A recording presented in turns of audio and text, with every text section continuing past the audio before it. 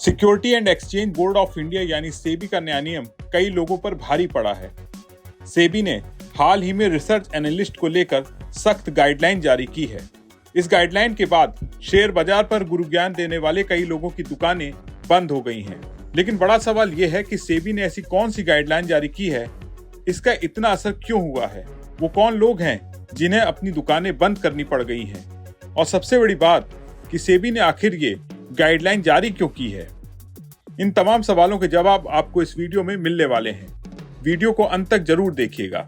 बाजार नियामक सेबी के नए दिशा निर्देशों के कारण कई इक्विटी रिसर्च फर्म ने अपने कारोबार बंद करने की घोषणा की है। दरअसल सेबी ने 8 जनवरी को रिसर्च एनालिस्ट के लिए दिशा निर्देश जारी किए थे। नई गाइडलाइन के तहत रिसर्च फर्म्स को कड़े उपायों का पालन करना होगा। इनमें ग्राहक से बातचीत का रिकॉर्ड रखना, अनुपालन ऑडिट करना और नो योर कस्टमर यानी केवाईसी प्रक्रियाओं का पालन करना शामिल है।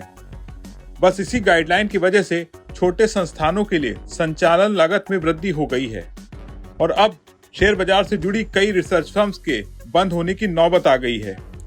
लेकिन बड़ा सवाल ये भी है कि सेबी ने ये गाइडलाइन जारी क्यों की है। असल में इसका उद्देश्य शेयर बाजार में धोखाधड़ी वाली सिफारिशों और अवैध गतिविधियों पर रोक लगाना है। सेबी के निर्देशों के बाद कई कंपनियों ने अपनी रिसर्च सेवाओं को बंद करने की घोषणा की है। इन कंपनियों का कहना है कि उन्हें महत्वपूर्ण संचालन और अनुपालन बोझ का सामना करना पड़ रहा है। बाजार विशेषज्ञों की माने तो नए दिशा निर्देशों ने व्यक्तियों के लिए रिसर्च एनालिस्ट के रूप में पंजीकरण करने की सीमा को काफी हद तक कम कर दिया है, जिससे नए लोगों के लिए इस पेशे में एंट्री करना आसान हो गया है। वहीं दूसरी तरफ स्थापित रिसर्च एनालिस्ट के लिए इन दिशा निर्देशों के अनुपालन और संचालन की जरूरतों को और बढ़ा दिया है। जिन रिसर्च कंपनियों ने अपना धंधा बंद किया है, उनका कहना है इसके पीछे बढ़ी हुई संचालन और अनुपालन जरूरतें ही वजह हैं। इसमें वो नियम भी शामिल हैं जो सब्सक्रिप्शन शुल्क को तिमाही भुगतान मॉडल तक सीमित करते हैं। नया नियम कहता है एक रिसर्च सब्सक्रिप्शन एक समय में एक तिमाही से ज्यादा शुल्क स्वीकार नहीं कर सकता है।